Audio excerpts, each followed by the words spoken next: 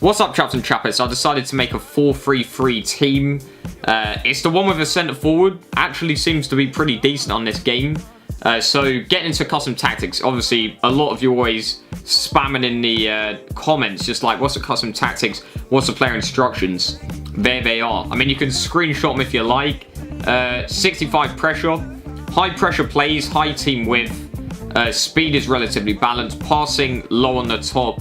So it wants to be like short passes, you know, nice little sort of interchanges, triangle plays. In terms of the player instructions, you've got stay back while attacking, cut passing lanes, middle CDM. I've decided to keep the two centre mids balanced and then just stay wide on the left wing, right wing. Centre forward, false 9. Going into the first game, people constructed their teams pretty well, I'm not going to lie.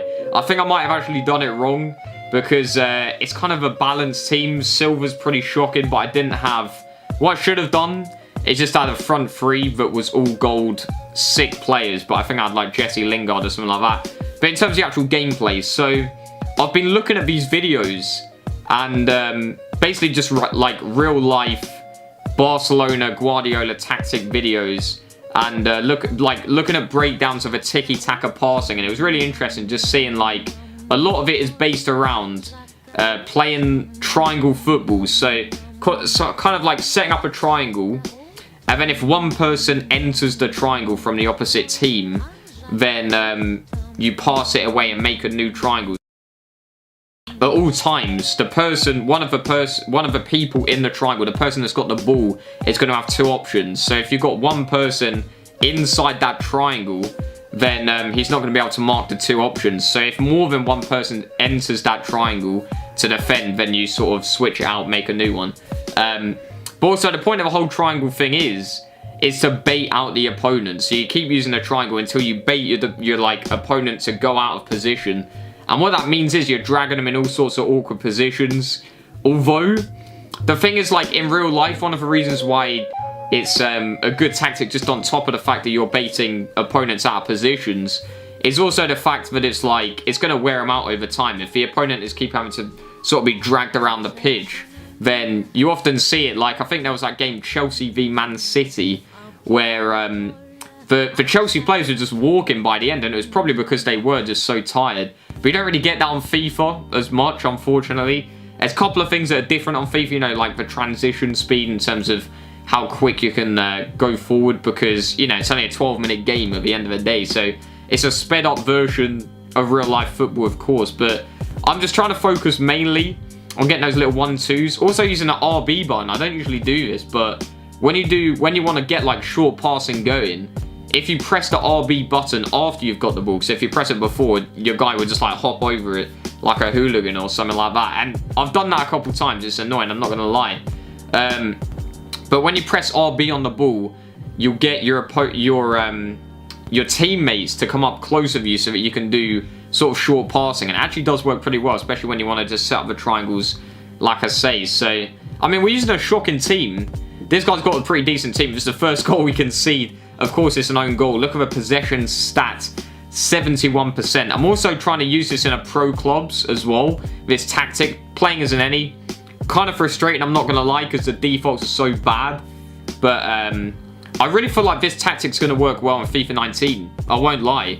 I feel like it really is going to work well, because there's a setting for like team width, just like there is on this. But I think you can do width on attack and width on the defense. And one of the big problems is that, as we win the 3 games, one of the big problems with FIFA at the moment is that the Pep Guardiola sort of tactic is interchangeable, and a lot of tactics in real life football are sort of interchangeable from the defensive phase to the attacking phase.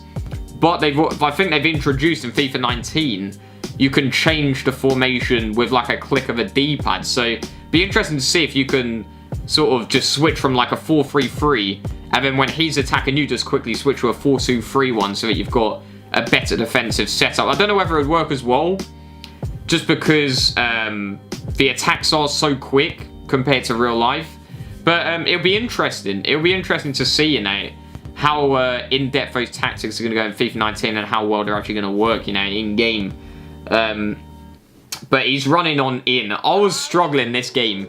He had Mbappe. He basically had exactly what I should have done. Just having like 3 attacking players that are all gold players, informed players, whatever. I should have just had a sick front 3. But I kind of just went for a shocking team. I went like Lingard to non-rare. I just picked him up last minute. So we're 2-1 down. Kind of panicking at this point. So I'm thinking, you know, this is basically a waste of my time. If I lose this game, he blocks it there. That gets assault pumping. Falls back for Jesus. Takes a little touch. Driven shot into the bottom bins. 2-2. And we're just sort of... That's one of the good things about this tactic as well. Is that you get your composure. When you're controlling the game, you sort of just have that momentum. You know, just sort of the mental mind games coming out to play. The fact that you're dominating the play. Your opponent's probably worn out mentally. It's almost like... It's like... The stamina isn't really being worn out that much, but mentally, you're wearing him out. You're draining him. So, we're 3-2 up. We're getting the little passes going. This is actually very sexy play, I won't lie. Let's get the drag back going. Still trying to get that triangle. Jesus. I'm still practicing the triangle plays as well, but we get the passes off. I mean, that's filthy. And we do get a disconnect as well. Rightly so. So, we qualify for FUT Champs. I don't know why they had the restriction. Like silver players only. It was pretty shocking. I had to put together a little team. Obviously, silver players are price locked as well. Rinsing my coins. But nonetheless, I will be streaming, probably. Actually, comment down below what you want to see. I mean, 90% of you are probably going to say streaming, so that's probably what I'll do tomorrow. I'm not going to lie, I'm actually pretty hyped to stream for Champions again. Dominate the scene, even though it's going to be tots pay-to-win teams just about everywhere you look. In fact, no, you can earn decent teams by now, but anyway, chaps and chapheads, that is going to be the end of the video, of course. Make sure to leave a like if you want to see more of this type of video. I'm going to try and make, because these videos don't really take long to do, I don't really see them as like, I don't know, I don't really see them as fulfilling my creative part of YouTube completely. Like, I feel like I can make more edit, sort of creative videos, so I might try and delve into that a bit more.